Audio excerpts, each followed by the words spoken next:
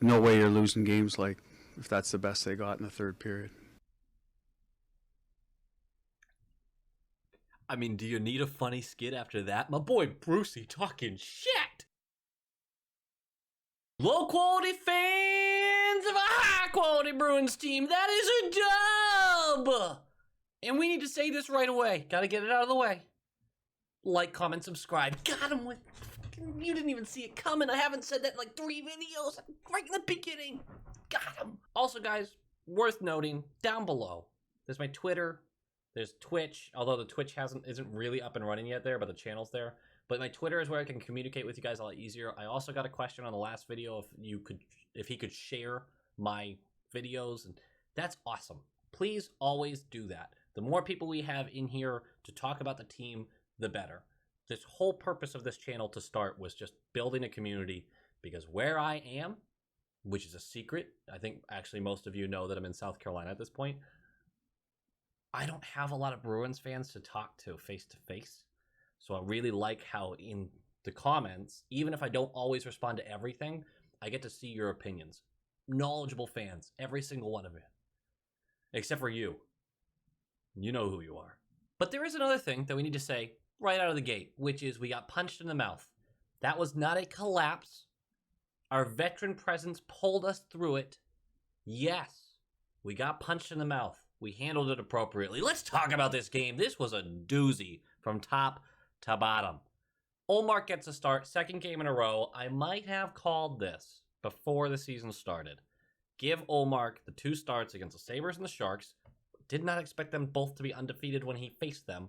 But on paper, easier matchups. Let him start those games, get the confidence up. And his confidence should be up. Am I in love with everything he's doing? No.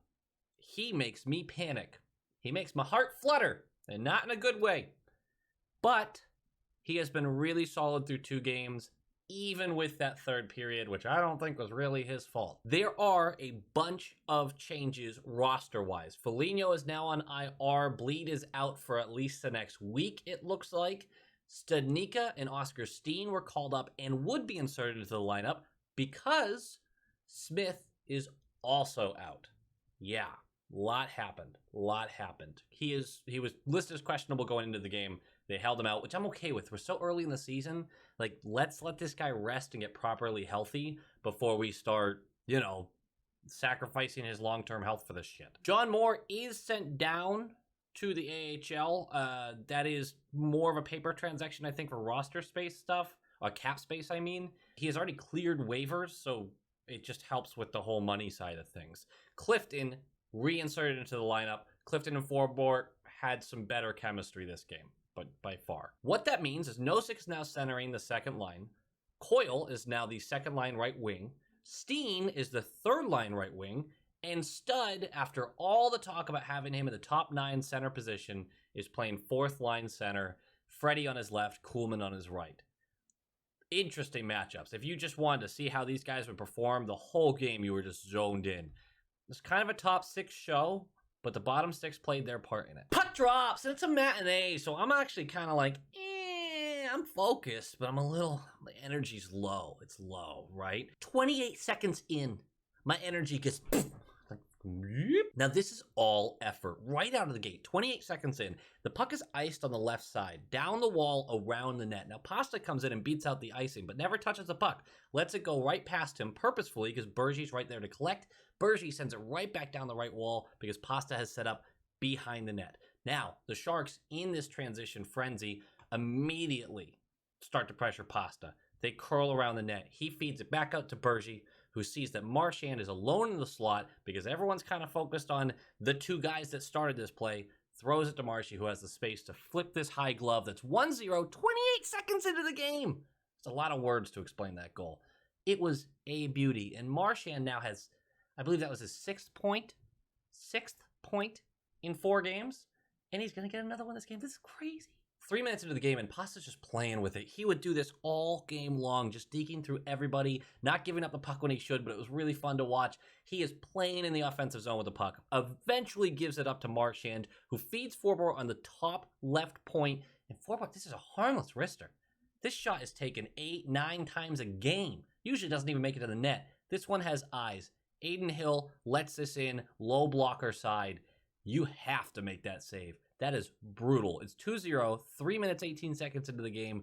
Forbort has his first goal as a Bruin, and box score aside, played a much better game today. 10 minutes in, we're going to get called for one of the weaker tripping penalties that I've ever seen, but Nosek goes for tripping. Sharks power play.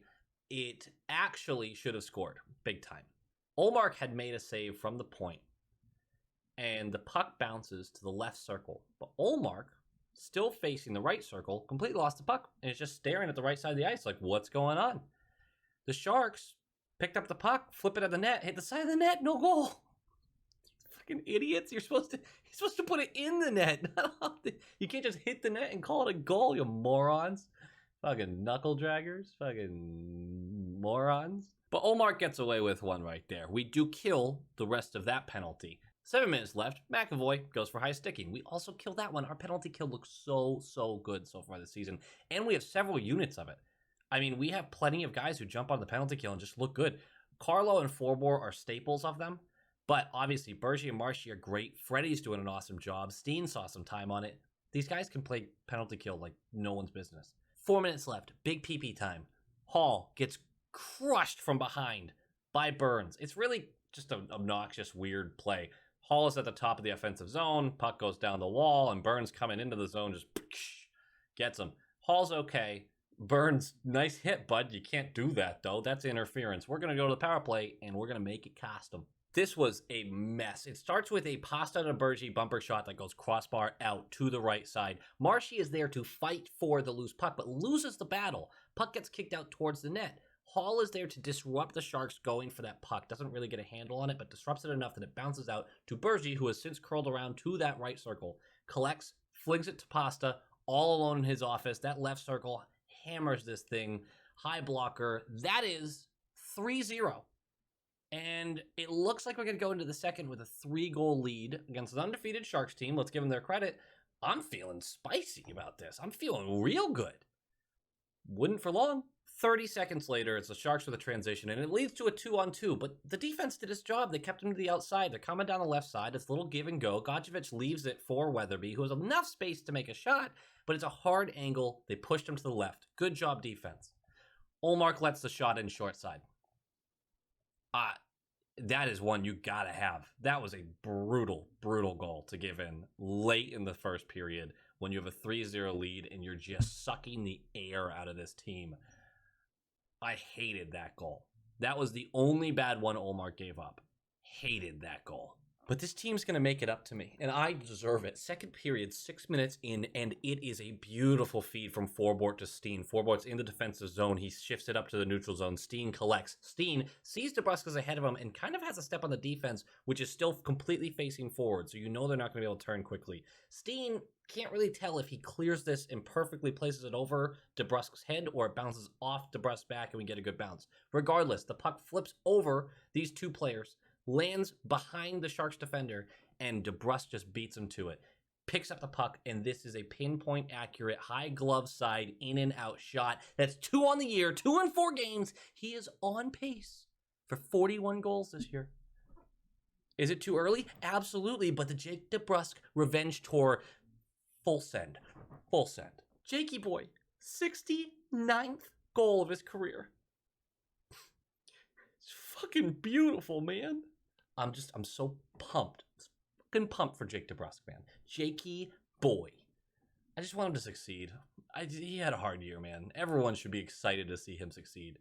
And I mean, Forbort had a great game throwing that in my face. So if you were someone who was like, Jake DeBrusk sucks, da-da-da-da-da, start to admit that this is a really nice start for the boy. You know, just admit that. That's all you got to do. Just admit it. So it's 4-1. Reimer comes in. 4-1. Reimer. 4-1. Reimer. Anyway, 2:30 left in the period, and it's going to be a PP time. That's right, Cliffy lays out Cogliano. Just huge hit. We love to see it, but Bonino goes after him and incites some bullshit. Here's the thing. He incited a little too aggressively, a little too harshly. And so he's going to get 4 minutes for roughing. Cliffy is going to get 2 minutes for roughing to kind of even it out, but it's PP time, no dice. Nothing happening. It was pathetic. The best chance on that PP, actually, I believe, was a Sharks breakaway that Ullmark stones. Marchand will go to the locker room early. He took a stick to the neck. It was actually Reimer's stick to the neck. He would return for the third. No worries there. So we're going to the third up 4-1. This game is super, super de-duper over. Early in the third, Freddie and Middleton will go at it. Middleton picks a fight with Freddie. Freddie obliges. Middleton gives him a lot of uppercuts, and Freddie finally finishes it with one over the head. It wasn't like a nice fight, but it was fun enough. 12:50 into this period. The Sharks get their first shot on net of the period. We are crushing this team. They're not going to be able to do a damn thing. Oh, 20 seconds later, Vlasic from the point. It's chest high. Hurdle tips at glove side. Ullmark slides to fucking kingdom come. And Carlo should have had a body on Hurdle. Yeah, 4-2. Great. Nice. Love that. This was not Ullmark's fault. I don't love the amount of movement he had on this goal. Carlo absolutely should have had a body on Hurdle. We know that this team likes to tip them in the slot. That's just a goal that you got to live with sometimes. Good bounce for them. Fine. Carlo, make sure you have a body on that guy. Get a stick down. It's fine. Everything's fine. It's 4-2. There's 7 minutes left in the game. Let's do this. $1:49 later, Kuchar from the left point just fires this, and it looks like it's friggin' chest high, shoulder high. And Timo Meier, high tip, gets it through 5-hole on Ullmark. Ullmark again, some movement. I don't know how you could ever say this is Ullmark's fault, though. That's a hell of a tip. That's a Pavelski special. It looked over the crossbar to me in the moment. The call on the ice was a good goal. In the review, it was hard to tell. So good goal stands. And that's the way it should be. If you don't have enough to overturn it, it should remain good goal. Let's not speculate to the end of the world. We still won the game. Doesn't matter. 4-3. We would finish this game off. Frustrating to see the game go that way. And we had some panicky moments at the end there too. But this team got punched in the mouth. The veteran presence calmed them down. We cleared pucks well. We got the job done. I would have liked to see an empty netter go in for us. It did not. That's okay. I'm happy with this performance. I don't think we slogged down. I think in the third period, a team was down by 2 goals, made a big push, 3 goals, made a big push, and look, they got a couple bounces. That happens in hockey. I'm not going to worry about that. I don't think the team quit. And I don't think there was some massive mistakes that allowed this to happen. I know there are going to be people who are frustrated about it. Not Ullmark's fault. Blame Carlo and McAvoy for not getting sticks on those guys making tips. But that's it. That's it. That's a win. That's a good win. That's a solid effort throughout the game. There's a lot of dominated puck time. I'm cool with this. Game notes. All that said about Ullmark and how it's not his fault, it's going to take so long for me to get used to how this guy plays hockey. I just get so panicked seeing him flail around and move and dive and do all that stuff. If he can keep stopping pucks, fine. I'm going to get used to it. He makes me nervous. And if I have any goalie coaches, God, if I have any goalie coaches who watch this channel, please just comment, like, what am I not seeing with Ullmark? What am I not seeing that should give me more reassurance, right? I know the basics, and he seems to be seeing the puck pretty well. I'm a little worried about how often his head swivels after it hits him, but I just would love a more in-depth look at what goes through a goalie's mind when he's moving this much. On the brighter side, I do feel like every single one of our lines is capable of scoring. The top 6, obviously. The third line is super fun with DeBrusk and Howla. I don't care who else is on it. And then the fourth line, yeah, no, I'm pretty cool with what they did. Now, they didn't dominate in any way, shape, or form, but they were really responsible in our zone. Studnicka didn't have a great game offensively, but he didn't give up a lot. Yes, they got scored on once. It was that short side goal. I'm okay with what they put together. I really thought that fourth line was a good effort against some really talented guys. DeBrusk has continued to look fucking incredible. DeBrusk Revenge Tour, suck it. He's playing a great game. Incredible for what he was last year. No, he's not. He's probably not a 30-goal guy. We know that. But if he can be a staple on the third line, putting up 20 goals a season, I want to keep him. We'll see if that's even possible at the end of the season. Let's see if he keeps this up. But his confidence is high, as it should be, and he's playing really well, and his back-checking is improving with every game. Forbort and Cliffy are finding a rhythm. Forbort had that goal. Good for him. That's not something that's going to go in for him often. But more importantly, the puck got through the people in front of him to the net. That's what I care about. When it goes in, great. At least get it away from the point. And it did. And he had a solid game defensively. He was still slower than everybody else on the ice, but his positioning is improving. There's potential that he's learning the system better and better. That's important. Cliffy complemented that well. He understood that he had to keep an eye on forward speed, knew his positioning to go off of that. He needs to be the hands of the clock where forward's the center of it. We know that. That's a Riley Carlo thing. Cliffy's getting better at that too, I think. Also, last guy, Oscar Steen, he is a bottom 6 NHL player. Now, does he have all the skill in the world? No. But he belongs in the NHL in the bottom 6. This guy pursues like crazy. He's a bucket emptier on every shift, and he's physical. I didn't see anything with his game today that I was like, damn, this guy doesn't belong here. Did he still lose the puck and a little slow on some of the transitions and everything? You got to catch up to game speed in the NHL. I get that. Like that's gonna come with time. This guy deserves a much longer look, and with the current injuries, it's very possible we're gonna get a longer look at Steen. All right, guys, that does it for me. Like, comment, subscribe. We have a back-to-back coming up. We got the Canes and the Panthers. Switch that. We have the Panthers, then the Canes. Little low Eastern road trip, you know? Faff about with a couple of also undefeated teams. Are they also undefeated? Is there potential that we're about to play 4 undefeated teams in a row to start the season? That's kind of funny. So far, we're 2 for 2, though, so suck it. Obviously, I think the Panthers and the Canes are in a bit of a different position than the Sabres and the Sharks, but you never know. This is hockey, so who am I to say? Go Bees!